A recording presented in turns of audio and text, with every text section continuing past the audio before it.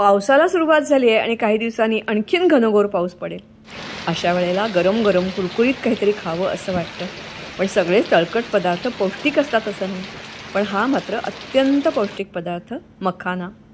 हा कमळाच्यापासून बनलेला पाण्यात उगवणाऱ्या वनस्पतींचा पदार्थ, फुल ऑफ कॅल्शियम. बाजारात अशी पॅकेट्स विकत मिळतात. ती घरी घेऊन या, जरा चाळा आणि नंतर मग ती आपल्याला गरम गरम कुरकुरीत करायची आहे. सुरुवातीला मऊ असतात.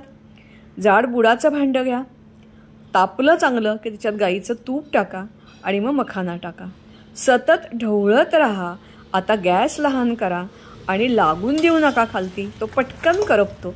आणि मीठ मात्र त्याच्यावर पसरून पसरून एकदा दोनदा थोडं थोडं टाका आणि असा हा अक्षरशः 5 मिनिटात कुरकुरीत मखाना तयार होईल. तो घट्ट डब्यामध्ये जर घालून ठेवलात तर 15-20 दिवस पण छान राहतो. एकदा हा झाला कुरकुरीत की मात्र गॅस बंद करा आणि या भांड्यावर झाकण उपडं घालून ठेवून द्या.